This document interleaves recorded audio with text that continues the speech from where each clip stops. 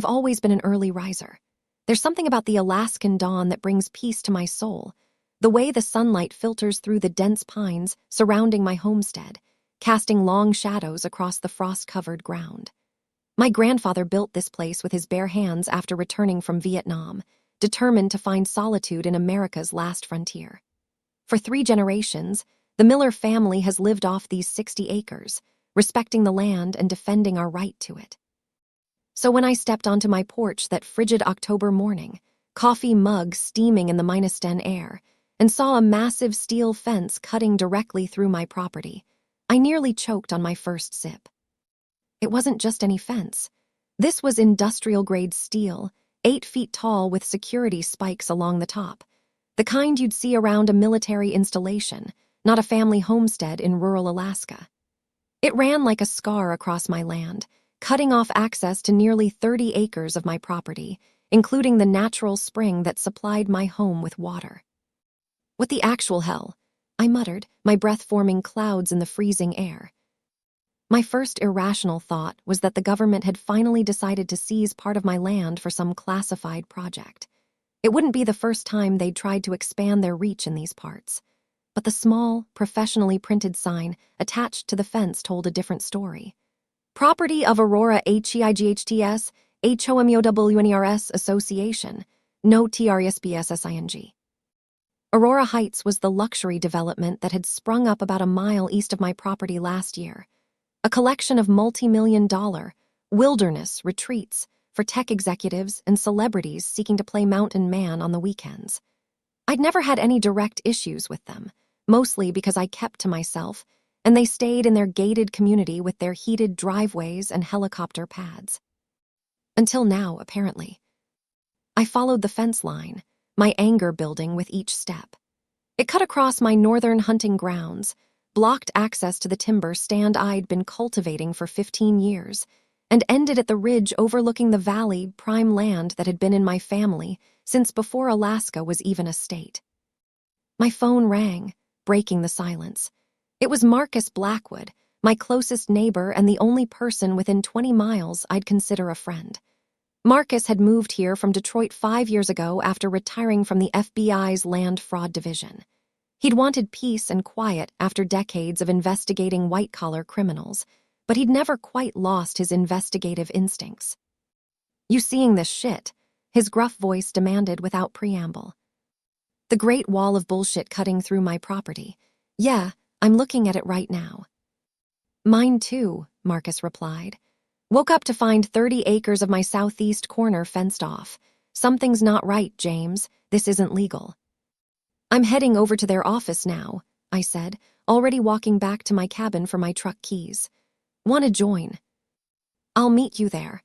And James, bring your deed papers. I have a feeling we're going to need them." 20 minutes later, I pulled my weathered Ford F-150 into the immaculate circular driveway of the Aurora Heights Community Center, a modernist monstrosity of glass and concrete that looked like it had been dropped from outer space onto the Alaskan wilderness. Marcus was already there, his military posture unmistakable as he stood waiting by his Jeep, a thick folder tucked under his arm.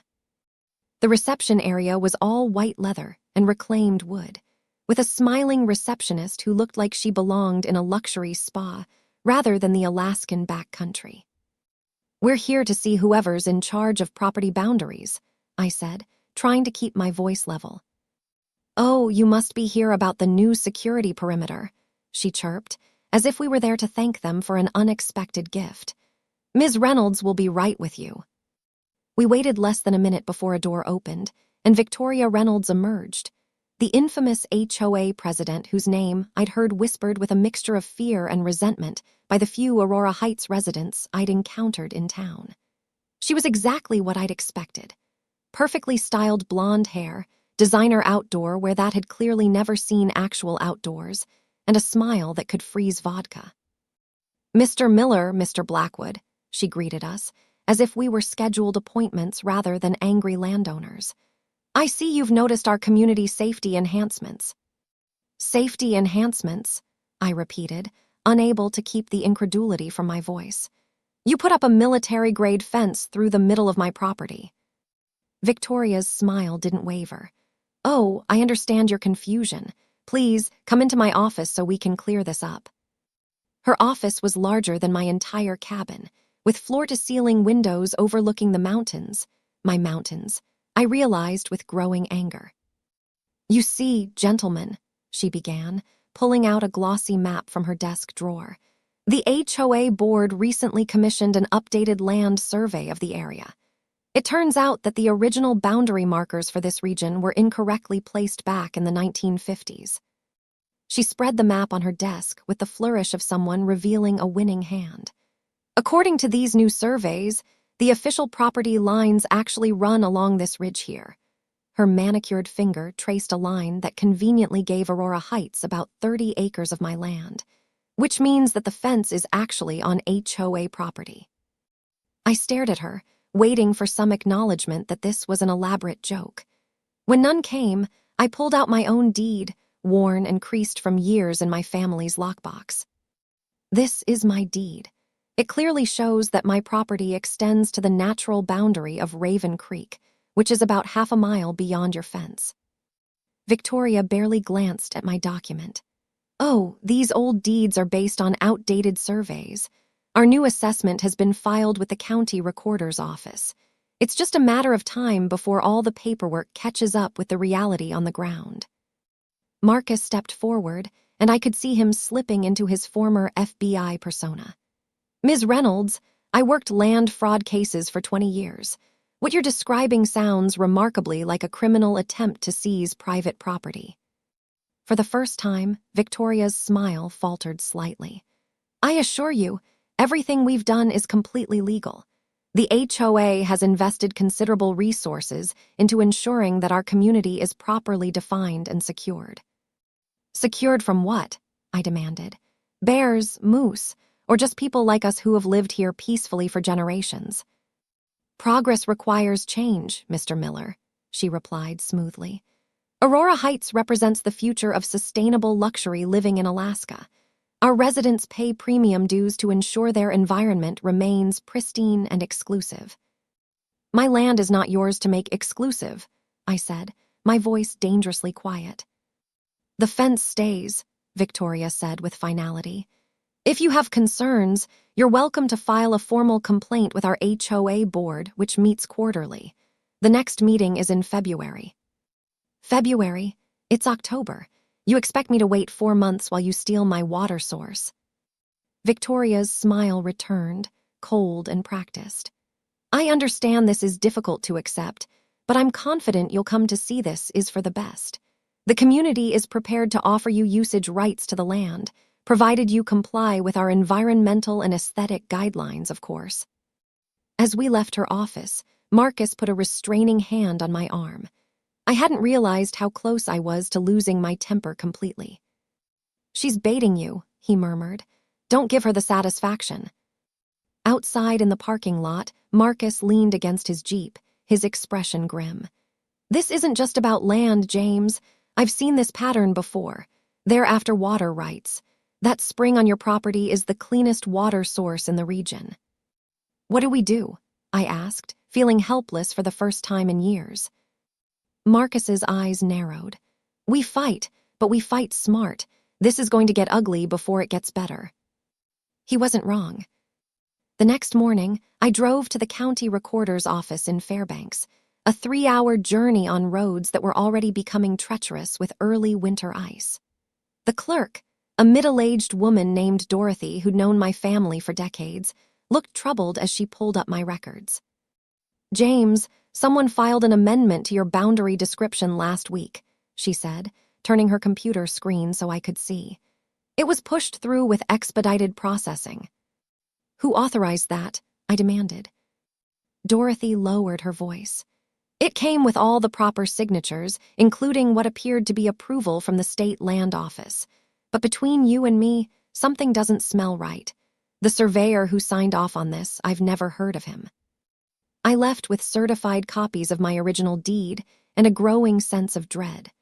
On the drive back, Marcus called with worse news.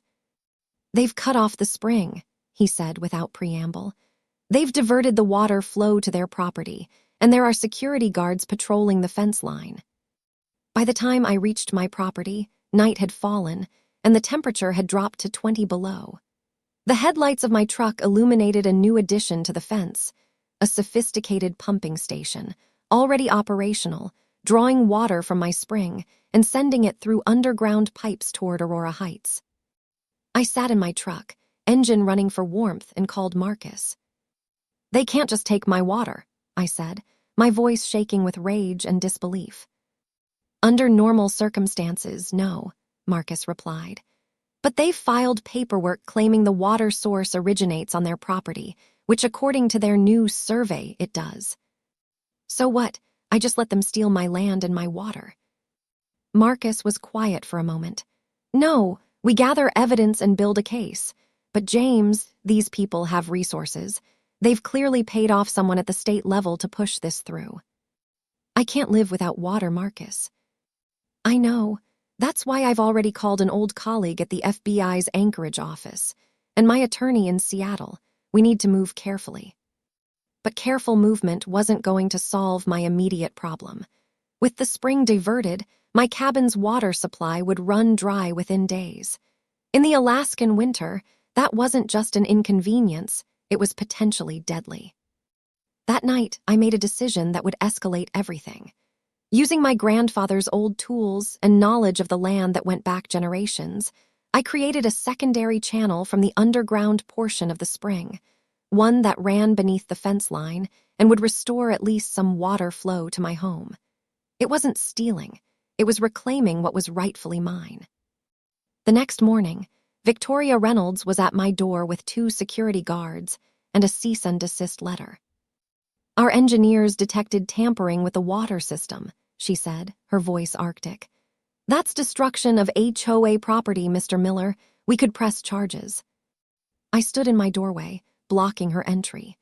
"Funny, I was about to say the same thing about your fence and pumping station on my land." "This stubbornness isn't going to end well for you," she warned. "Aurora Heights has the backing of investors worth billions. We have the ear of the governor. Who do you have?" "The law," I replied simply, "and about 150 years of Miller family history on this land." She laughed, actually laughed, as if I'd told a charming but naive joke. "The law is written by people with money and power, Mr. Miller, always has been." As she turned to leave, she added casually, "By the way, the county assessor will be reviewing your property tax situation next week. It seems there may have been some historical undervaluation of your assets." After she left, I called Marcus immediately. "They're coming after my taxes now," I said, "and they've got someone at the state level in their pocket." "It gets worse," Marcus replied. "I just got off the phone with my FBI contact, the surveyor who signed off on their new boundaries. He doesn't exist. The license number belongs to someone who died 3 years ago." "So they forged official documents. That's a federal offense." "Yes, but proving it will take time. And in the meantime, I could lose everything," I finished. That afternoon, things escalated further.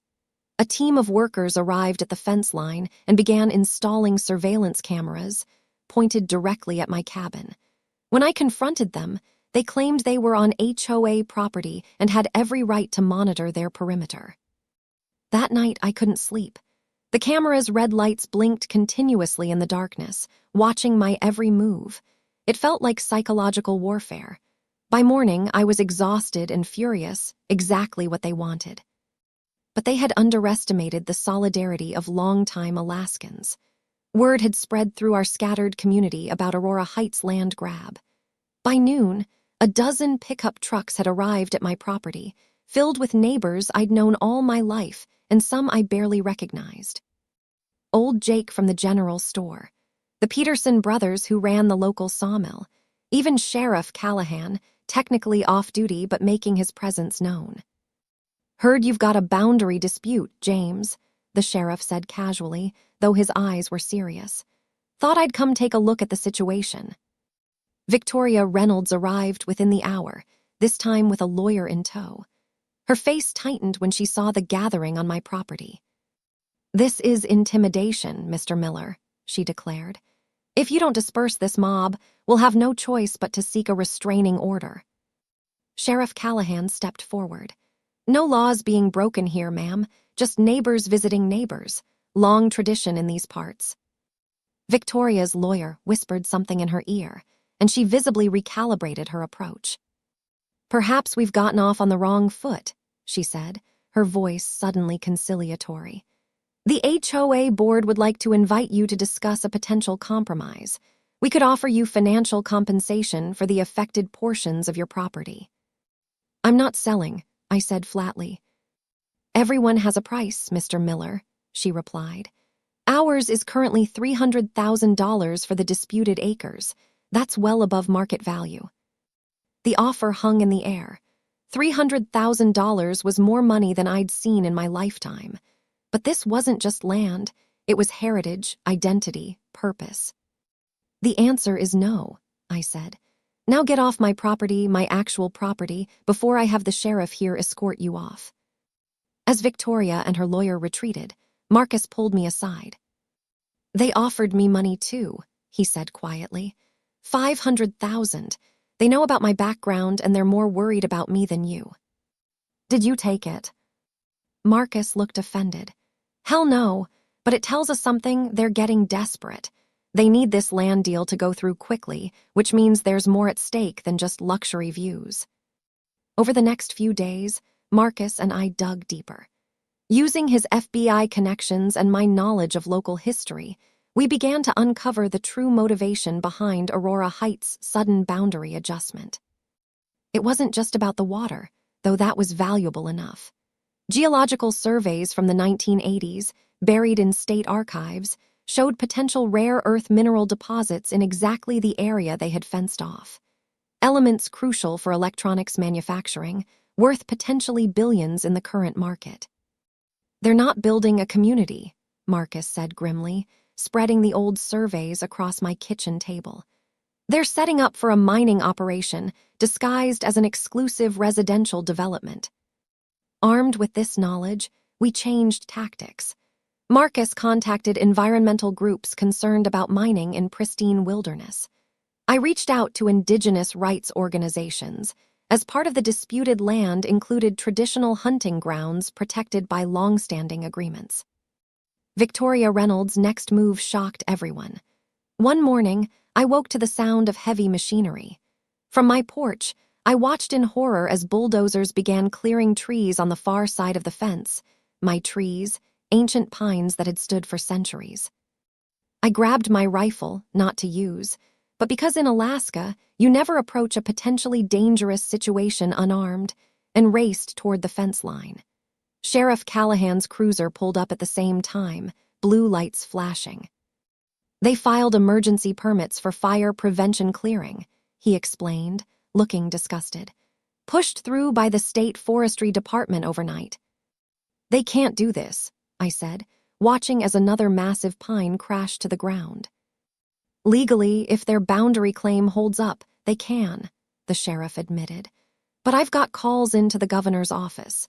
This is getting too much attention for them to keep burying it in bureaucracy. That afternoon, local news crews arrived, drawn by the dramatic visuals of ancient trees being felled beside a massive security fence. Victoria Reynolds appeared, perfectly composed in front of the cameras, explaining how Aurora Heights was simply protecting its residents from wildfire danger while creating sustainable housing for Alaska's future. I was given 30 seconds to respond, which I used to hold up my family deed and question how a luxury development could seize generational land through paperwork manipulation. The contrast between us couldn't have been more stark. Her in designer outdoor, where that had never seen a day of real work, me in my worn Carhartt jacket and mud-splattered boots. The public reaction was immediate and fierce. #Stand with Miller began trending regionally on social media. Environmental activists established a camp near the fence line.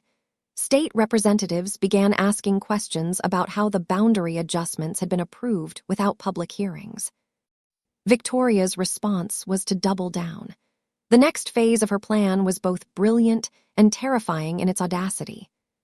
It began with a letter from the State Environmental Protection Agency, claiming that testing had revealed dangerous levels of contamination in the soil and water on my property, contamination that posed an immediate public health risk to the surrounding area, including Aurora Heights. "This is complete bullshit," I told Marcus as we read the report. "This land has been pristine for generations." "They're manufacturing evidence," Marcus agreed, examining the testing methodology. "These samples couldn't possibly have come from your property. The mineral composition is all wrong for this region." But the damage was done. Within days, my property was designated a hazardous area requiring immediate remediation. The cost of cleanup, according to state estimates, just over $2.8 million, conveniently more than the entire property was worth. "They're forcing you into bankruptcy," Marcus said grimly. "Once you can't pay for the cleanup, the state seizes the land, and guess who's waiting to buy it at auction?" The next blow came when my bank called. My mortgage, modest but crucial, was being reviewed due to the environmental concerns affecting the property value. They were considering calling in the full loan immediately. I sat at my kitchen table that night, surrounded by paperwork, deeds, surveys, environmental reports, legal notices, and felt a despair I hadn't known since my parents' death. This land wasn't just property. It was the physical manifestation of my family's history, our connection to Alaska, our place in the world. And I was about to lose it to corporate greed disguised as progress. Then Marcus called with news that changed everything. "I found him," he said, his voice tight with controlled excitement. "The real surveyor whose identity they stole. He's not dead, he's in witness protection in Arizona, and he's willing to talk." "How does that help us?" "Because before he went into the program, he worked for Quantum Resources, the same mining company that's secretly backing Aurora Heights. He has documentation showing they've been planning this land grab for years, targeting properties with mineral deposits across Alaska." Hope, fragile but real, began to bloom. Is it enough to stop them? "Not by itself," Marcus admitted. "But I've got more. Remember Victoria's lawyer? I ran a deep background check. 5 years ago, he was investigated for document fraud in a similar case in Colorado. Charges were dropped, but the evidence was compelling." "We need to move fast," I said, looking out my window at the fence that had started it all. "They're cutting down more trees tomorrow." Marcus hesitated. "There's something else you should know. I've been offered a job." "A job, now?" "With the FBI's Special Task Force on Resource-Related Fraud. They want me to lead an investigation into Aurora Heights and similar developments across the country. James, they offered me the job because of what I've uncovered here." I understood what he wasn't saying. This had grown beyond my 60 acres. It was a pattern, a scheme being replicated wherever valuable resources could be seized through bureaucratic manipulation. "So what's our next move?" I asked. "We go public, all the way public. Not just local news, national. I've contacted journalists who specialize in environmental crime and corporate fraud. They're flying in tomorrow." "Victoria will try to block them." "Let her try. The more she obstructs, the more suspicious she looks." The next morning, 3 news vans and a documentary crew arrived at my property. As Marcus had predicted, Aurora Heights security tried to prevent them from filming the fence line or the clear-cutting operation. The resulting confrontation, armed security guards threatening journalists on a public access road, became the lead story instead of the boundary dispute itself. By nightfall, the governor's office had released a statement announcing a full review of the boundary adjustments and permitting processes related to Aurora Heights. The state environmental agency suddenly needed additional time to verify their contamination findings. Victoria Reynolds made one final attempt to salvage her plan. She arrived at my cabin alone, her Range Rover looking absurdly out of place beside my weathered truck. $1 million, she said without preamble. "Cash. You sign over the disputed acres today, drop all claims and investigations, and you walk away a wealthy man. You can buy twice as much land elsewhere." I looked at her, really looked at her. and for the first time saw not an enemy, but someone trapped in a web of her own making. Who's pressuring you, Victoria? Because this isn't just about luxury homes anymore. Something flickered in her eyes, fear, possibly regret. You have no idea what you're up against, Miller. Take the money, please. Some fights can't be won. Maybe not, I agreed, but they still need to be fought. After she left, Marcus arrived with news that changed everything. The FBI had executed search warrants on Aurora Heights' corporate offices in Seattle. They'd found documents linking the development to a complex network of shell companies ultimately owned by foreign mining interests. They were using American luxury housing as a front for resource extraction, Marcus explained. Buy the land for housing, get it rezoned for residential use, then quietly extract the minerals while building as few actual homes as possible. 3 days later, Victoria Reynolds was arrested on charges of fraud, document falsification, and conspiracy. The fence came down the following week, dismantled by the same workers who had erected it, now working under court order. The trees couldn't be restored, but the water flowed freely again. My property boundaries were officially reaffirmed by a court-appointed surveyor. The environmental contamination report was exposed as fraudulent, the samples having been taken from an abandoned mining site 200 miles away. As winter deepened, bringing the heavy snows and profound silence that had drawn my grandfather to this land decades ago, I stood on my porch watching the sunrise. The scars remained, stumps where ancient trees had stood, churned earth where the fence had cut across my property, but they would heal with time. Marcus had moved to Washington, D.C. to lead the national investigation, but he'd left me with a parting gift: solar-powered security cameras positioned at my actual property lines, with a direct feed to both my cabin and the sheriff's office. The Aurora Heights development itself was in limbo, its permits suspended, its investors fleeing the scandal. The massive glass-and concrete community center stood empty, already being reclaimed by the relentless Alaskan weather. I sipped my coffee, watching an eagle soar over the valley that had almost been stolen from me. The fight had nearly cost me everything, but it had also shown me the strength of community bonds that I'd taken for granted. The neighbors who'd stood with me, the sheriff who'd chosen justice over expediency, even journalists from the lower 48 who'd recognized that some stories transcend politics. My phone buzzed with a text from Marcus. Turn on the news. It's happening in Wyoming now too. Same playbook, different players. I sighed, knowing this battle was just one skirmish in a larger war. But for now, at least, this piece of Alaska remained what it had always been: a home, not a commodity. A place of heritage, not just resources to be extracted.